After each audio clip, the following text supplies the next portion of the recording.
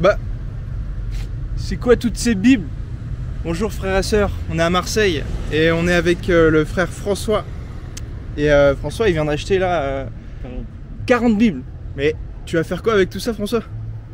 Je vais être comme Pierre, qui après avoir vu la nappe qui était sur son toit, a été chargé de venir voir une personne qui était l'amour de Dieu.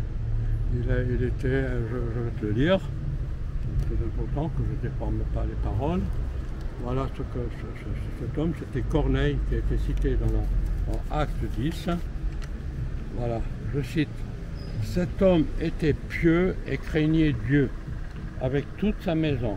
Il faisait beaucoup d'aumônes au peuple et priait Dieu continuellement.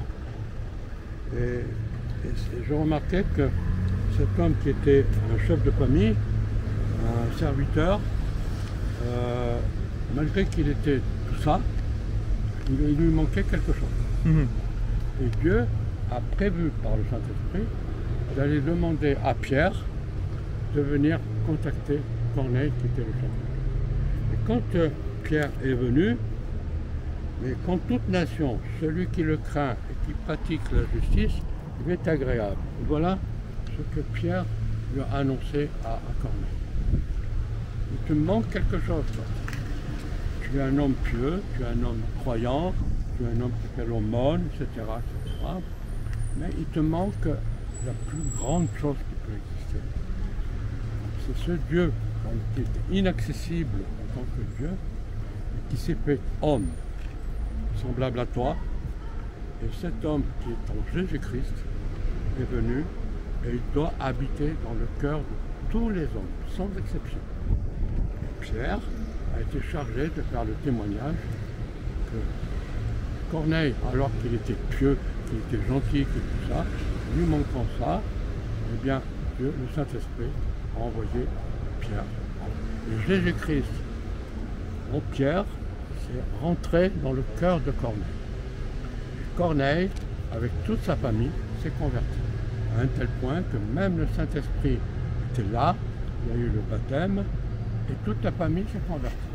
Voilà, ça c'est un exemple que Corneille me donne, que je veux être un serviteur un peu comme Pierre. Pas Pierre, un serviteur comme Pierre. Dans chaque famille, dans chaque endroit, que ce soit par des personnes isolées, que ce soit par des personnes qui sont méchantes, des personnes qui des prostituées, ou des personnes âgées, des personnes qui ont peur de la mort, des personnes qui ont peur de la famille, qui risquent les enfants et tout. Quelle que soit la situation du cœur de cette personne-là, cette personne a besoin de Jésus-Christ. Amen. Voilà. Et ce que Pierre a fait, a emmené Jésus-Christ dans cette famille. Et donc toi t'emmènes voilà. Et moi, mon rôle, je ne peux pas emmener Jésus-Christ, il est déjà. Voilà, chaque Bible qui peut rentrer dans une famille, eh bien, c'est Jésus-Christ qui rentre dans le cœur de cette personne. Et donc les Bibles, tu les mets où les Bibles? Alors cette Bible, je les mets à Carrefour, l'endroit où les gens viennent déposer des livres de toutes sortes. Voilà, ils les mettent gratuitement. Mais ceux qui passent, ils les prennent gratuitement aussi. Ils les lisent, ils peuvent les ramener, ils peuvent les garder. Mais je sais qu'en offrant cette Bible, en la mettant là, la chose qu'il a, c'est que je confie à ce moment-là le rôle de Jésus-Christ qui doit rentrer dans une famille par le Saint-Esprit. Une fois que je le dépose, je mets une lettre dedans. Une fois que je le dépose, ma prière à ce moment-là, c'est: Seigneur, accompagne la personne qui prend cette parole. Tu connais son cœur. Son cœur, c'est que pourquoi il prend la Bible? Parce qu'il a peur de la mort, parce qu'il a peur des maladies qu'il peut y avoir dans sa famille, parce qu'un enfant peut se droguer, quelle que soit la situation grave qu'il peut y avoir là. Je sais que cette Bible a la solution. Elle a la solution à chaque personne, mais guidée toujours par le Saint-Esprit. Amen. Voilà. Ouais, c'est important ça. C'est important parce que sans le Saint-Esprit... S'il n'y a pas le Saint-Esprit, moi je peux donner une Bible en or. Je peux... ça ne passera rien. Ça ne sert à rien. Ouais. Donc pour vous résumer, frères et sœurs, on a le frère François qui achète des Bibles. Là, il achète 40 Bibles d'un coup. Et tous les jours, il met cette lettre-là qu'il a faite dans la Bible et il va la déposer dans un carrefour, là où les gens mettent des livres à disposition gratuitement. Et notre frère François, il met la Bible tous les jours, il va avec sa voiture, il met ça qu'il a écrit dans la Bible et il le met à l'endroit où les gens mettent des livres gratuitement. Et tous les jours, la Bible, elle est prise. Et moi, je prie tous les jours pour que le Saint-Esprit continue le travail. Waouh! Et chaque personne qui va se lire va se retrouver toujours dans un des cas comme ça. Waouh! Ou un des cas de sa famille, oui. ou un cas de ses voisins. Donc c'est à lui après de le retransmettre.